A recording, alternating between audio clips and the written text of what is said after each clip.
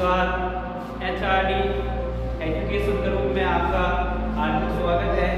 जैसा कि हम सबको पता है कि कोरोना महामारी के चलते जो स्कूलों की जो पढ़ाई है वो थोड़ी बहुत डिस्टर्ब हुई है, क्योंकि इसके चलते स्कूलों में अवकाश रखा गया है।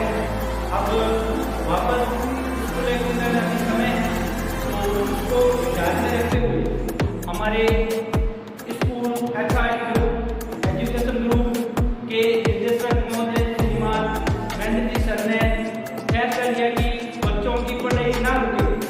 इसके लिए उन्होंने ऑनलाइन क्लासें स्टार्ट करने का फैसला किया।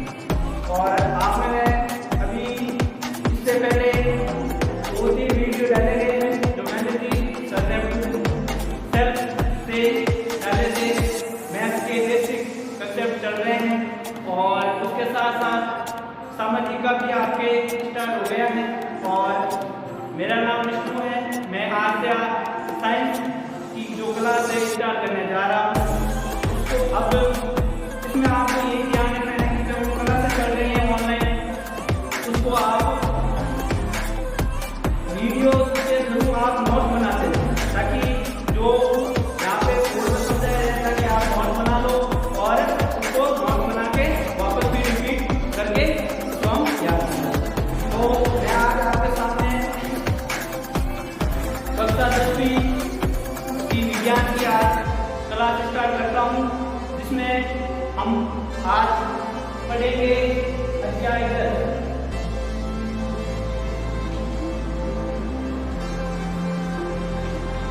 जिसका जो नाम है वो है विद्युत धारा।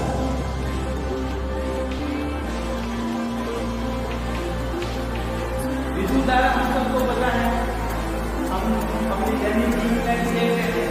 जो घरों में आपके जो लाइट होती है, बिजली आती है, वो कौन सी है, किस क्रम में लगी हुई होती है और कैसे काम करती है, इन सारी चीजों को हम अध्याय में पढ़ेंगे। तो इस 10वां पाठ है आपके 10वीं क्लास में आपका 10वां पाठ है विद्युत धारा।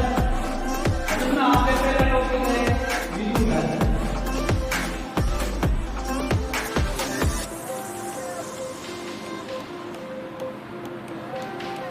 सर्वप्रथम हम देखेंगे कि विद्युत धारा है जो काम कैसे करती है।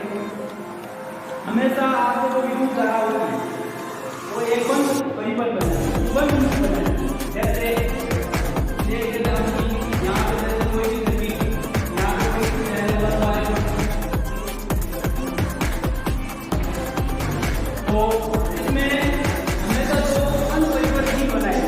अगर परिपथ कहीं से भी अगर टूट जाए, यानी कहीं से भी अगर टूट जाए, तो उसमें आपके विद्युत करंट है वो नहीं है।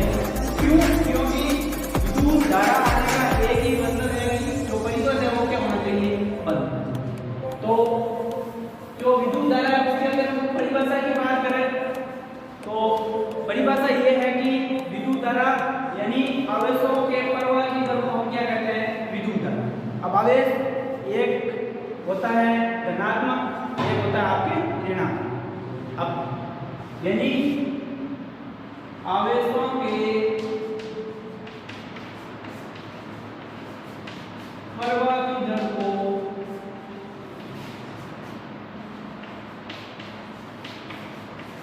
विद्युत धारा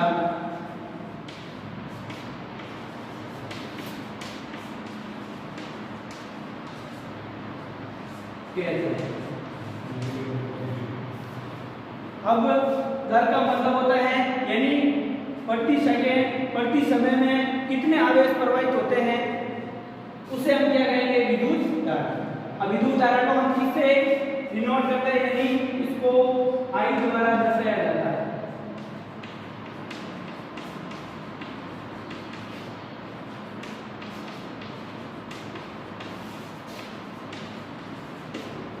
अब इसमें आपके I द्वारा यानी इसको लिखा जाता है, संकेत के रूप में इसको I द्वारा लिखा जाता है। और जो इसका जो ऐसा ही मात्रा होता है वो क्या होता है, एम्पीयर। क्या होता है, एम्पीयर।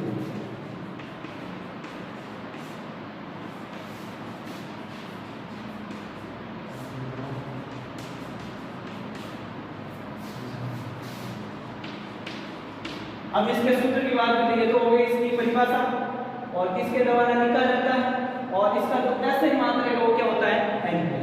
अब यदि हम इसके सूत्र की बात करें तो परिभाषा क्या थी कि आवेशों के प्रवाह की दर। अब इसमें ध्यान रखने की बात यह है कि अगर दर आपके प्रवाह की दर का मतलब होता है अगर कहीं भी अगर किसी भी परिभाषा में आपके दर आ जाता है इसका मतलब हमेशा होता है कि वो प्रति समय यानी बट्टा में हमेशा आपके क्या आएगा समय आएगा। जैसे इसमें आता है I बराबर क्या हो गया, अब परिभाषा है आवेशों के प्रवाह की दर का मतलब बट्टे में क्या हो गया समय। तो अब किसकी दर है आवेश की, किसकी आवेश की, तो यहाँ पे क्या आ जाएगा आपके आवेश यानी हिंदी में लिखे तो ये हो जाएगा आवेश और बट्टा क्या आ जाएगा समय।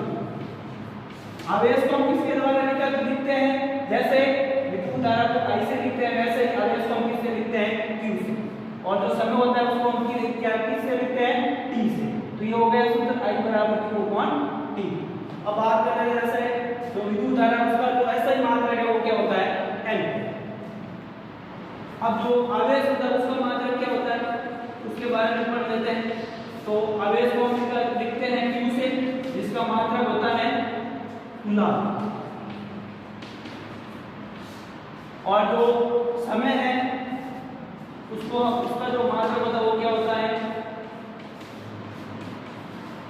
सेकंड। अब मात्रक आपके इसमें इंपोर्टेंट है, क्यों है, क्योंकि मात्रक किसी भी जो पदार्थ होता है किसी भी पदार्थ का क्या होता है उसकी सूचक होता है। जैसे अगर पीछे आपके जैसे कोई भी यूनिट दे रही है जैसे मैं लिखूं 5, अभी 5 का आगे कोई ना तो मात्रा का कोई नहीं है तो यदि इसके पीछे अगर मात्रा लगा हुआ है तो हमें पता चलता है कि वो चीज क्या है, धारा है, आवेश है, समय है। अभी हमें पता नहीं है कि ये क्या है। तो अगर मैं इसके पीछे इसकी जो इसका मात्रा लगा देता हूँ जैसे एम्पियर, ये क्या हो गया धारा, इन 5 एम्पियर बोलते ही हमें पता चल जाता है कि ये क्या होगी एक धारा है। अगर मैं लिखूं यहाँ पे 5 सेकंड इसका मतलब क्या हुआ, ये हो गया आपके समय। यानी जो मात्रक होता है वो क्या होता है किसी भी पदार्थ की पहचान होती है। अगर वो लगाते हैं तो हम पदार्थ का पहचान लेते हैं कि वो माप है क्या है, लंबाई है, चौड़ाई है, क्या है। तो इस प्रकार जो ये मात्रक है वो आपको ध्यान में रखना पड़ेगा। धारा का मात्रक क्या है, कूलम का क्या है, जो आवेश है उसका क्या है, समय का मात्रक क्या है, तो ये हमें ध्यान में रखना है। अब इसमें आपके एक और है Q को हम एक Q का एक और इसको इस प्रकार में लिख सकते हैं क्योंकि जो Q होता है उसका होता है Ne बराबर बट्टा Q। एक तो सूत्र होता है I बराबर Q/T, ये होता है आपके I बराबर Ne/T। अब इसमें कई बार आपके जो परीक्षा में सीधा प्रश्न आ जाता है, न्यूमेरिकल आता है कैसे कि भाई आपके आवेशों की संख्या पूछ लेता है। अब इसमें भी देख लेते हैं N क्या है, इलेक्ट्रॉनों की संख्या, और जो E है वो क्या है इलेक्ट्रॉन पर आवेश। तो E होता है वो क्या होता है आपके इलेक्ट्रॉन पर आवेश।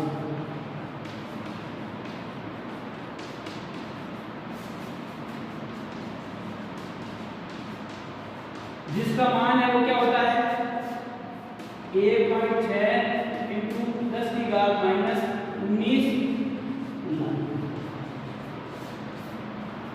तो ये आपके है विद्युत धारा। अब इसमें कई बार क्वेश्चन आ जाता है कि 1 एम्पीयर की परिभाषा बताओ, तो वो भी देख लो। इसमें जैसे मैं लिखूं 1 एम्पीयर यानी इसकी परिभाषा क्या होगा, तो देखो अगर अब जैसे सूत्र से ही समझते हैं, जैसा सूत्र है हमारे पास I बराबर Q/T। अब हमें लाना है 1 एम्पीयर, तो I क्या होता है धारा होती है, धारा का मात्रक क्या होता है एम्पीयर। अब यहाँ पे हमें ये लेना है, लेके आना है, तो इसका मतलब जो कूलम है वो भी क्या होना चाहिए 1 और जो समय है वो भी क्या होना चाहिए 1। अगर ये दोनों इकाई हो जाएंगे तो जो एम्पीयर आएगा वो भी क्या आएगा 1 आएगा। तो यानी परिभाषा क्या होगी कि किसी विद्युत परिपथ में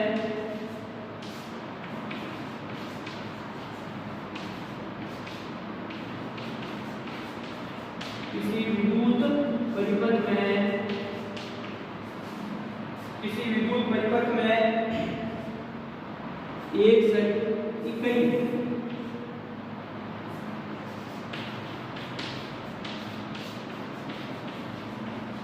इक्कीस समय में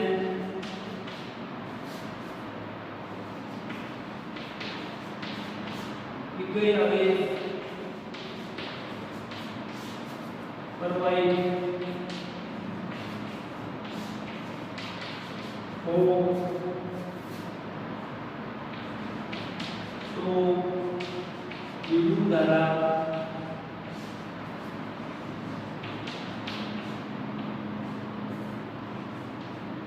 1 एम्पीयर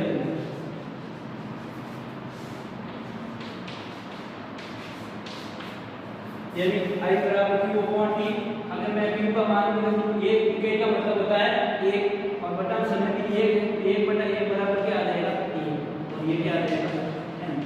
और सूत्र से भी सीधा देख सकते हैं कि मैं जो धारा है वो हमें लेके आनी है एक कैसा आएगा, आपके आवेश भी इकाई हो और जो समय है वो भी क्या हो, इकाई हो। इस प्रकार से आपको विद्युत धारा से जो ये टॉपिक है या आपके इसमें खत्म हो जाता है। अब इसमें आपके विद्युत धारा हो गया। अब अगला जो नेक्स्ट टॉपिक है आपके वो है विभव और विभवांतर। अगर बात करें विभव और विभवांतर की तो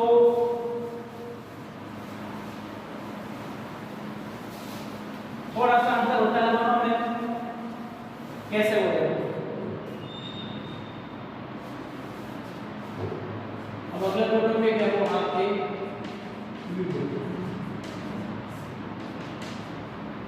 विभव में क्या होता है, जैसे कोई यहाँ पे आपके मान लो कि यहाँ पे कोई विद्युत है, ये है आपके विद्युत है,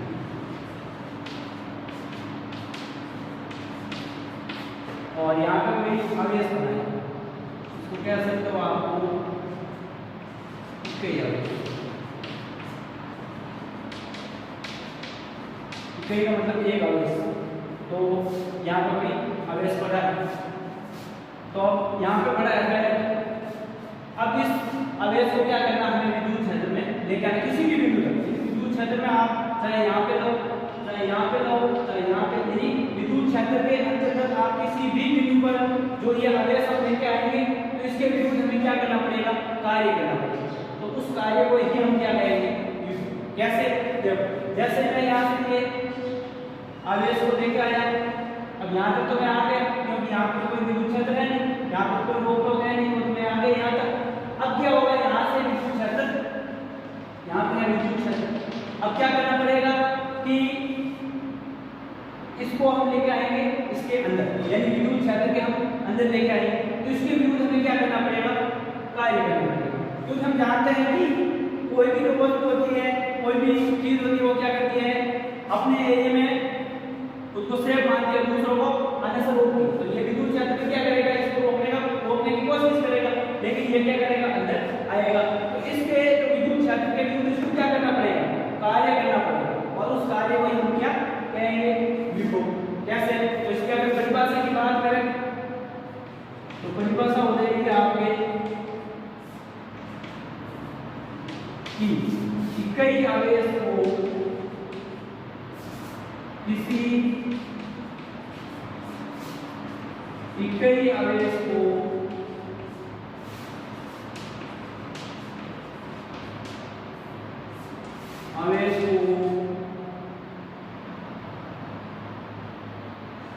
अनंत से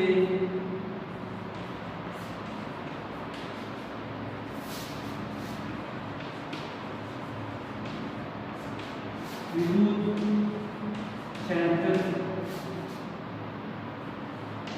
के अंदर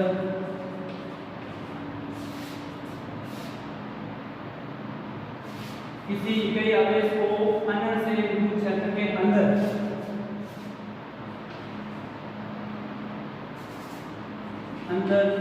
ले जाने में किया गया कार्य विभव कहलाता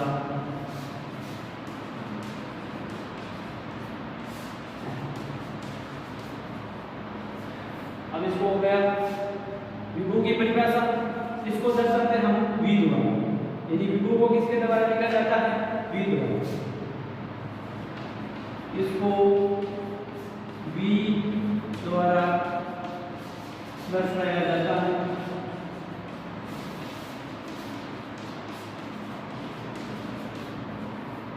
और इसका जो मात्रक होता है वो होता है वोल्ट। इसका मात्रक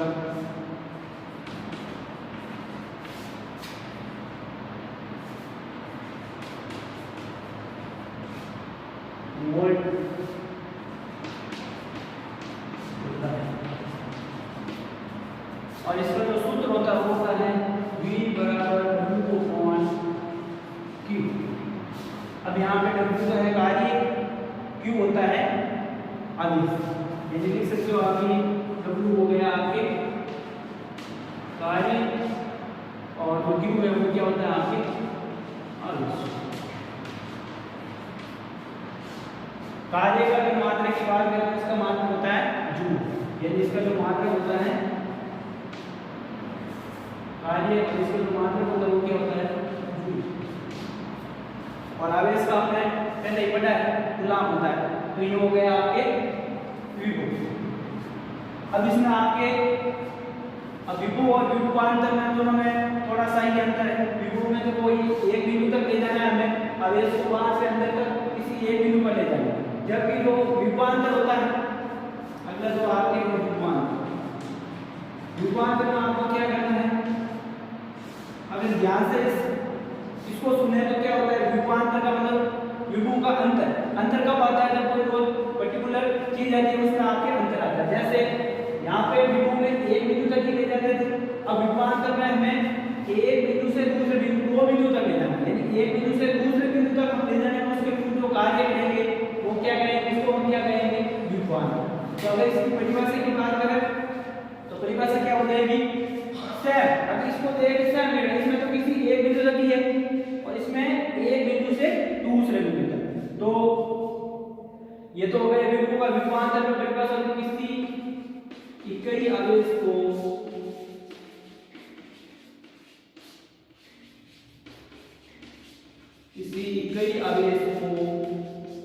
अनंत से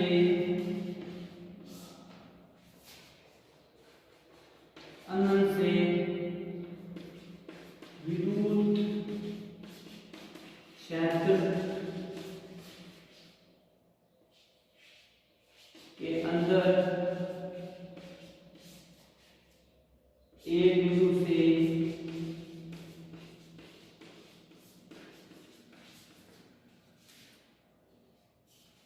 दूसरे बिंदु तक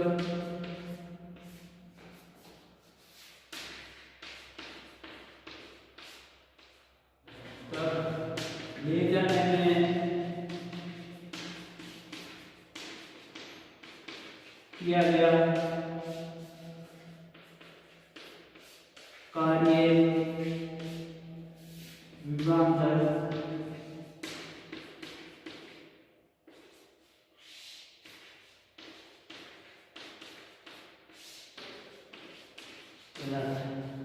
अब इसमें इसको भी V द्वारा ही, इसमें दो बिंदु है तो उनको लिखेंगे और इसका जो मात्रक होता है वो क्या होता है? वोल्ट होता है। अब इसको किसके द्वारा लिखा जाता है? जैसे ये तो हो गया आपके विभव खत्म।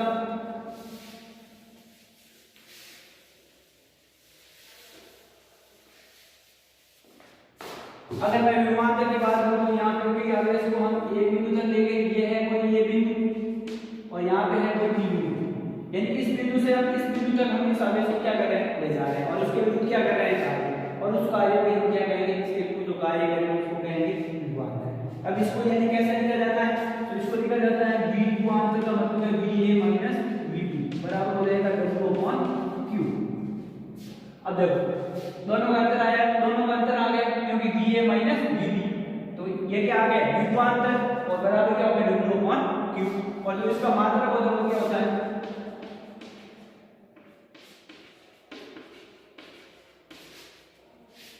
मात्रक वोल्ट होता है।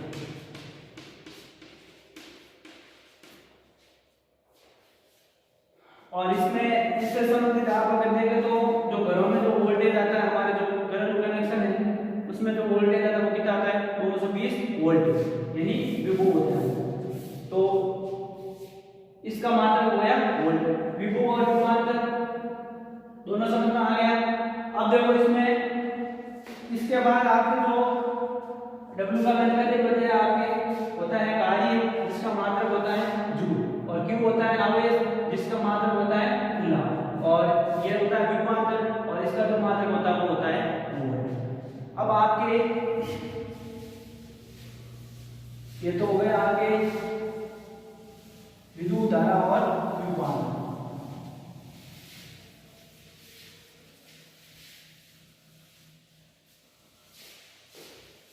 अब इसके बारे में दो और चीजें बताना चाहता हूं, जैसे ये होता है विद्युत धारा के अंतर्गत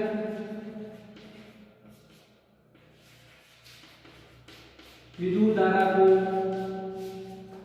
अमीटर से जोड़ा, अमीटर से मापा जाता है।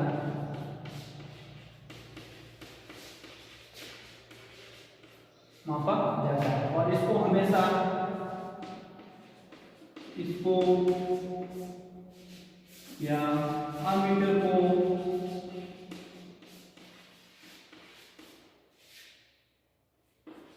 विद्युत परिपथ में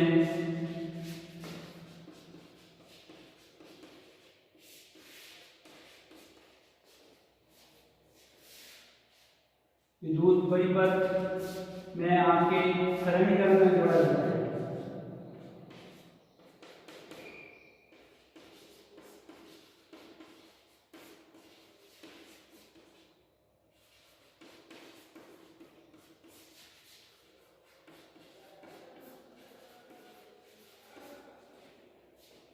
तो कभी वह आपके क्वेश्चन आता है जैसे विद्युत धारा को जो अमीटर होता है उसको विद्युत परिपथ में किस क्रम में जोड़ा जाता है, तो इसमें हमेशा आपके सरणीकरण में जोड़ा जाता है। ये आपके आगे आएगा प्रतिरोध के प्रकार हैं आपके दो, ये होता है आपका सरणीकरण और ये होता है समानांतर, उसके बारे में हम आगे पढ़ेंगे।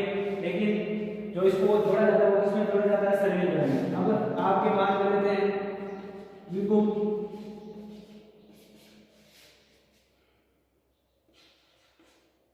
विभवांतर को वोल्ट मीटर से मापा जाता है।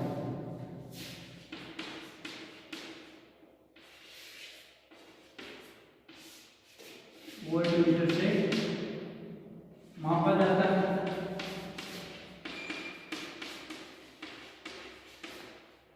और इसको हमेशा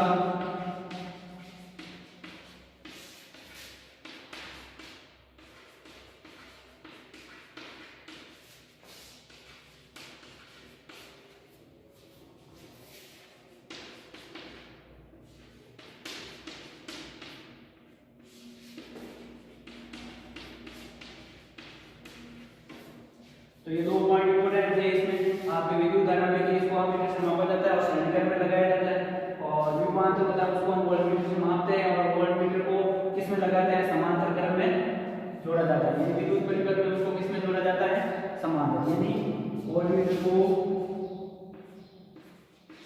विद्युत परिपथ में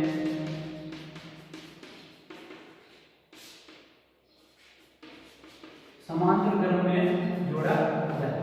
तो आपके लिए धारा और विभव विभवांतर तीन टॉपिक है वो आपके आज खत्म हो गए हैं, और अगला जो आपके टॉपिक आने वाले हैं तो उसके बारे में अगर हम चर्चा करें तो आपके इससे अगला जो टॉपिक आएगा जो आएगा आपके विभिन्न प्रकार के जो विद्युत उपकरण हैं उसके जो किससे लिखते हैं, यानी प्रतिरोध आएगा, वोल्टमीटर को किससे लिखते हैं, अमीटर को किससे दर्शाया जाता है, प्रतिरोध को किसके द्वारा दर्शाया जाता है, तो उसके जो प्रतीक आएंगे उसके बारे में पढ़ेंगे। उसके बाद आपके ओम का नियम, प्रतिरोध, विशिष्ट प्रतिरोध, प्रतिरोध की निर्भरता, जूल के तापन नियम, प्रतिरोध के प्रकार और एसी और डीसी, जो कि आपका लास्ट पार्ट का लास्ट टॉपिक बचेगा वो बचेगा आपके एसी और डीसी। इस प्रकार आपके चलेगा।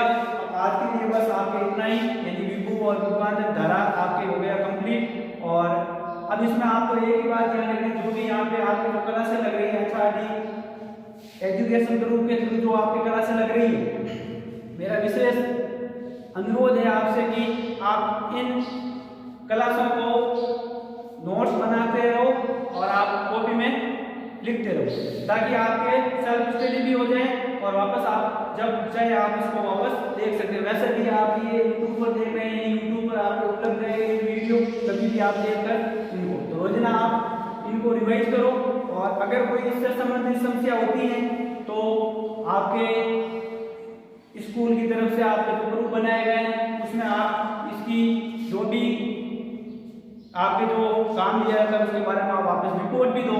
अभी तक आपके 4-5 वीडियो अपलोड किए, लेकिन उसमें आपने अभी तक भी अपनी प्रतिक्रिया वापस नहीं दी, तो कोशिश रहो, क्योंकि सर बहुत मेहनत कर रहे हैं और उन्हें हमें भी प्रेरित करते हैं बनाने के लिए वीडियो, और हमें प्रेरणा आपसे मिलेगी जब आप इन वीडियो को आप ध्यान से देखेंगे, सेल्फ से नोट्स बनाएंगे। तो इस प्रकार मैं आज के लिए बस इतना ही, अगली क्लास में